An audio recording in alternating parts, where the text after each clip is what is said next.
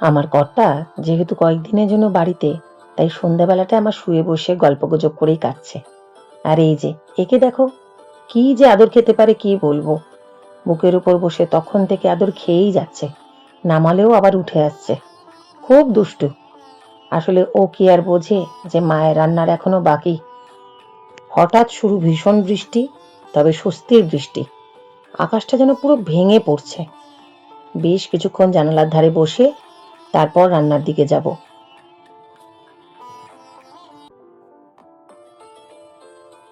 অনলাইনে অর্ডার করেছি কিলার মশালার প্যাকেট। আমি ওদের চিনেছি শার্ক ট্যাঙ্ক থেকে।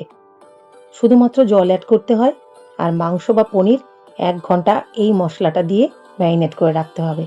এটা কিন্তু নো অয়েল, এটাই এর বিশেষত্ব। আমি 4 রকমের প্যাকেট কিনেছি। আচারি অত্যাচারি, এটা 1 প্যাকেট। সাজায়ে কালা মুর্গ, এটা 2 প্যাকেট নিয়েছি। তন্দুরি ব্লাস্ট, এটা 1 প্যাকেট নিয়েছি। আর শাওয়ারমা জিকা বেটা, এটা 1 প্যাকেট নিয়েছি। রান্না করার পর বুঝলাম যে 1 প্যাকেট থেকে 2 দিন খাওয়া যায়। আজকে আমি শাওয়ারমা জিকা বেটার মশলাটা দিয়ে চিকেন কিউবসকে 1 ঘন্টা করে ম্যারিনেট করে রাখবো। এই প্যাকেটগুলোর এমআরপি কিন্তু 70 টাকা করে। আরেকটা কথা তো বলাই হয়নি, এগুলোকে তুমি শুকনো শুকনো করেও খেতে পারো, আবার গ্রেভি করেও খেতে পারো। আমি কিন্তু আজকে গ্রেভি স্টাইল বানাবো। চলো শুরু করা যাক। প্যানে 1 চামচ ঘি দেব।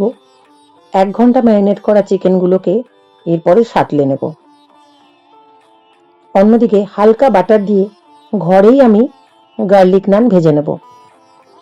এই নান আমি বাড়িতে অনেক খাই। আশীর্বাদের প্যাকেট 5টা থাকে একটা প্যাকেটে, আমার জন্য একটা নানই যথেষ্ট। ওদিকে চিকেন সাতলানো হয়ে গেছে। এরপর পরিমাণ মতন জল দিয়ে ঢাকা দিয়ে 10 মিনিট মতন লো ফ্লেমে রান্না করব। নানও কিন্তু হয়ে যাচ্ছে একে একে। কখনো কখনো না, আমি এই নানগুলোকে দুটোও একসাথে ভাজি, কোনো অসুবিধা হয় না। এই দেখো, চিকেন কমপ্লিট। এই অবস্থাতে খাওয়া যায়, তবে আমি একটু মোটা মোটা করে পেঁয়াজ কেটে নিয়ে এতে দেবো, এতে গ্রেভির থিকনেসটা বাড়বে। আবারও ঢাকা দিয়ে 2 মিনিট মতন রাখবো, আর ঢাকা খুললেই আমার চিকেন রেডি। এই দেখো, 1 ফোঁটা তেল ছাড়া। আসলে নানও খাবো, আবার চপচপে তেলেও রান্না করব রিচ করে, দুটো তো সম্ভব নয়।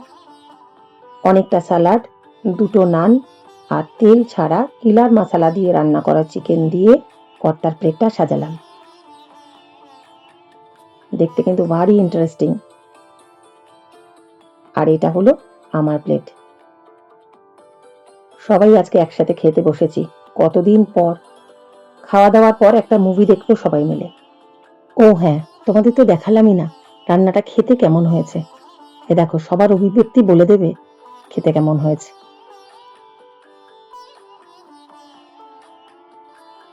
ফাগুনের যখন ভালো লেগেছে তখন বুঝতে হবে রান্নাটা খেতে সত্যিই ভালো। চলো, আজকের মতো গল্প এইটুকুই। পরের দিন আবার ফিরবো নতুন গল্প নিয়ে। তোমরা ভালো থেকো, সুস্থ থেকো আর সাবধানে থেকো।